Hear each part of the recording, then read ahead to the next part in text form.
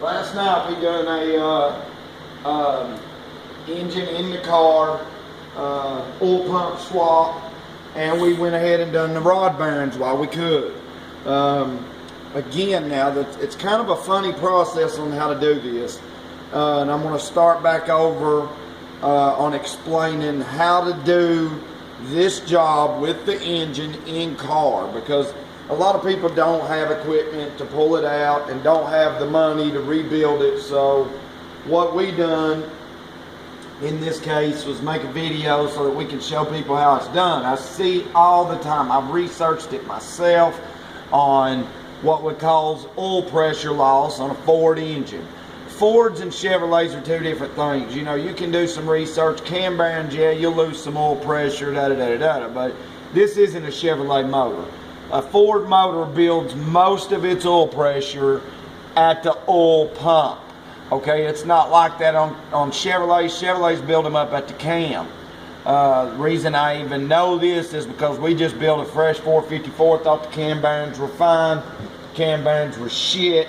It warms up, you lose all oil pressure. So we got to go back in there. So consider that lesson learned. On a Ford, it is the oil pump. The oil pump. All right, and anyways, we put a high volume on this one, along with new aluminum bearings, rod bearings. Okay, anyways, as you can tell, this engine is exactly how it was whenever I lifted it up. I didn't unhook anything. I didn't do anything of that nature. The only thing I done was right down here is your motor mounts, okay? On the underside, underneath your car, you got one nut right here. You got one bolt that comes out of the sides of your motor mounts, and you have a nut that holds it in. You remove that nut. That is it. Remove that nut.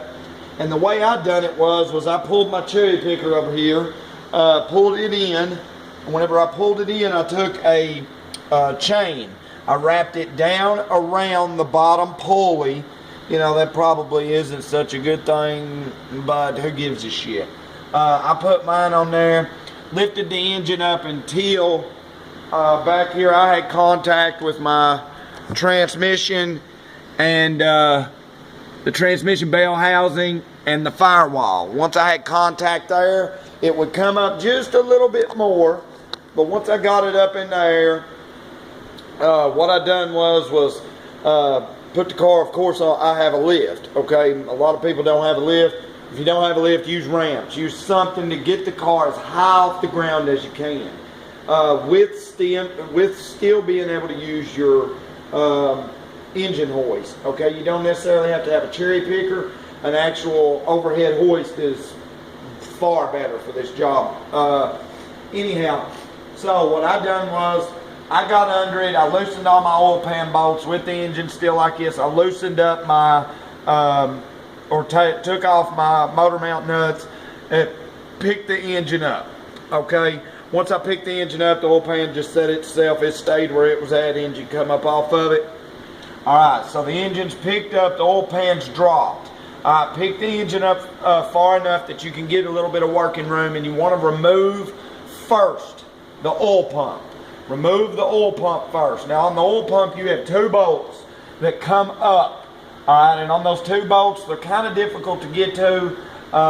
What I done was I used, I used a metric, but most of the time on these older models they're standard, so you want to use somewhere around a 9/16. Anyways, I removed the 9/16 bolts from the block that hold the oil pump in, removed those. And before I removed them all the way, which would allow the oil pump to fall all the way down, the oil pump comes over and goes to the screen, the pickup tube. And the pickup tube runs from about right here over and back. And then it kind of angles back right there to center itself up. Well, it's got one, you got a main cap here that has an extended bolt shaft for a nut to hold that up on there.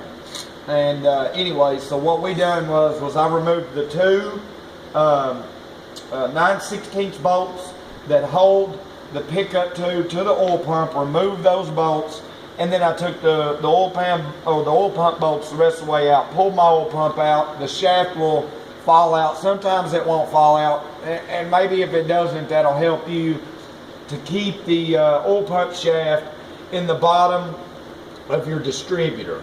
Okay, now on these oil pump shafts, I know a lot of people have posted questions. I've actually seen them. Which way do these shafts go? These shafts go just like this. They go with your coupler. A lot of times it's just a little washer that kind of goes on it and holds itself in place. But it goes down, as you can see there, about an inch.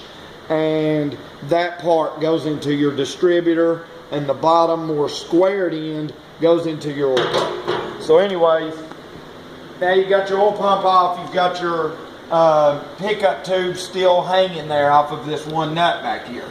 It's a 9/16 as well. So I removed the nut that removes the pickup tube, dropped the pickup tube, just took the nut out. It fell into the oil pan. The pickup tube fell into the oil pan.